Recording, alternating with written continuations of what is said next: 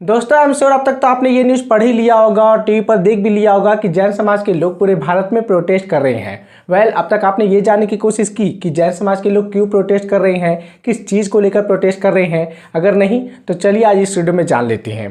तो देखो, बात दरअसल ऐसी है कि ये जो भी मैटर और कंट्रोवर्सी है वो एक पर्वत को लेकर है, जहां एक तरफ झारखंड गवर्नमेंट इसको एक टूरिस्ट प्लेस बनाना चाहती है, तो वहीं जैन समाज का कहना है कि हम इस पर्वत को टूरिस्ट प्लेस नहीं बनने देंगे। और इस पर्वत का नाम है समेत शिखर जी।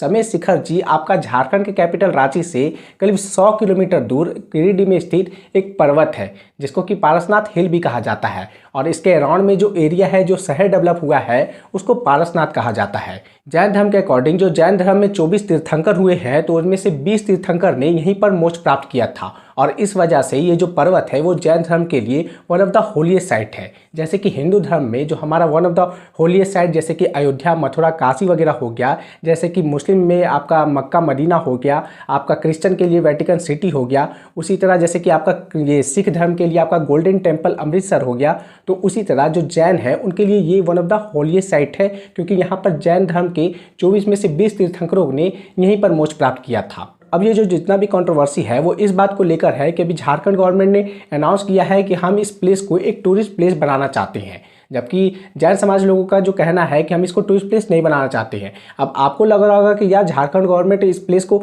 टूरिस्ट प्लेस बनाना चाहती है तो कितनी अच्छी बात है, वो शहर का डेवलपमेंट होगा, है ना। लेकिन बात दरअसल ऐसी है ना कि जो टूरिस्ट प्लेस है तो वो बात जो डेवलप किया जाता है तो वो पैसे के लिए किया जाता है।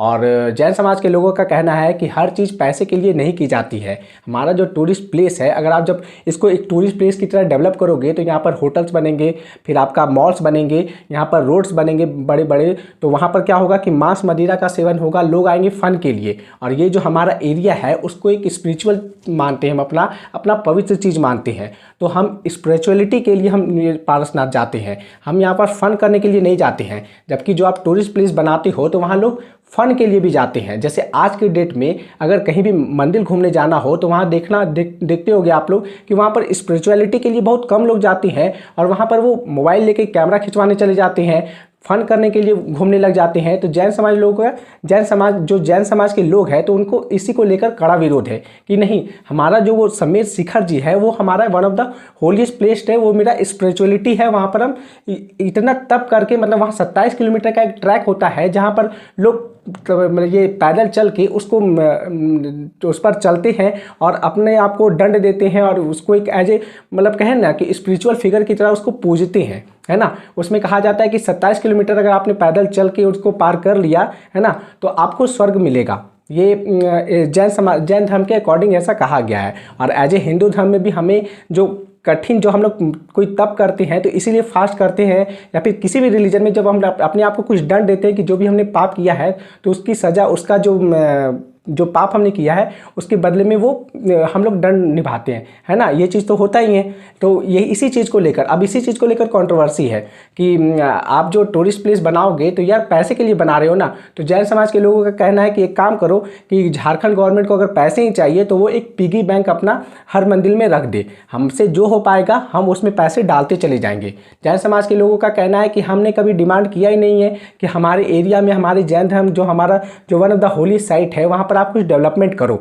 जैसा है, जो भी टेम्पल है, हमें कुछ एक्स्ट्रा नहीं चाहिए। हमारे पास जैसा हमारा पिलग्रिमेज साइट है हमें वैसा ही रहने दो, है ना। वो स्पिरिचुअल फिगर है और वो स्पिरिचुअल प्लेस है तो वो वैसा ही रहने दो, उसको कब कुछ भी डिस्टर्ब मत करो। हमने डिमांड नहीं किया आपसे, हमने ना ही आपसे मंदिर को मेंटेन करने के लिए कोई खर्चा मांगा है। सारा खर्चा हम खुद करते हैं और आगे भी हम खुद ही करेंगे। ये जैन समाज के लोगों का कहना है। अब आप डिसाइड कर लो, है ना, या फिर आप अपना ओपिनियन शेयर कर सकते हो कमेंट में कि ये सही है कि गलत है ना, कि झारखंड गवर्नमेंट को अब इसमें पॉलिटिक्स ये स्टार्ट हो गई है कि जहां अभी जो रिसेंट गवर्नमेंट है उसका कहना है कि यार ये जो टूरिस्ट प्लेस डिक्लेयर करने का प्लान है तो ये पिछले गवर्नमेंट का प्लान था, हम तो उसको एग्जीक्यूट करने के लिए लगे हुए हैं। और जो पिछली गवर्नमेंट है वो अब चूंकि अपोजिशन में आ गई है तो उसका कहे वो इसको लेकर प्रोटेस्ट कर रही है। तो ये पॉलिटिक्स तो चलते रहता है ना।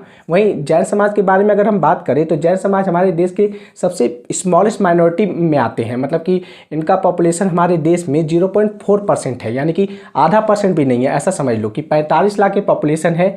ये जो हमारा जैन समाज है वो इंडिया में रहते हैं 45 लाख, मात्र 45 लाख, सोचो। लेकिन बात ऐसा है ना कि ये क्वांटिटी है ना, क्वांटिटी, जैन समाज का क्वांटिटी भले ही कम है ना, ये लाइन मैंने टी में पढ़ा है ना कि जैन समाज के लोग भले ही क्वांटिटी में कम हो लेकिन क्वालिटी में बहुत ज़्यादा है। और इस चीज़ को लेकर बहुत सारे पॉलिटिकल पार्टी इसको सपोर्ट भी कर रहे हैं, जैसे कि विश्व हिंदू परिषद ने इसको सपोर्ट किया है कि इसको एक धार्मिक स्थल घोषित किया जाए, हर जगह टूरिस्ट प्लेस नहीं बनाया जाए, फन के लिए इसको यूज ना किया जाए। और साथ में आपका जो AIMIM के जो लीडर है आपका असदुद्दीन ओवैसी, तो वो भी इसको सपोर्ट कर रहे हैं कि उसको एक टूरिस्ट प्लेस नहीं बनाया जाए, उसको एक धार्मिक स्थल पर ही रखा जाए। तो ये सारा कंट्रोवर्सी है। आई होप आपको ये वीडियो समझ में आया होगा, है ना, बिना स्क्रिप्ट का मैंने ये बोल दिया है। तो आपको ये वीडियो कैसा लगा प्लीज़ कमेंट में ज़रूर बताना। चलिए मिलते हैं आपसे अगले वीडियो में। बहुत बहुत धन्यवाद।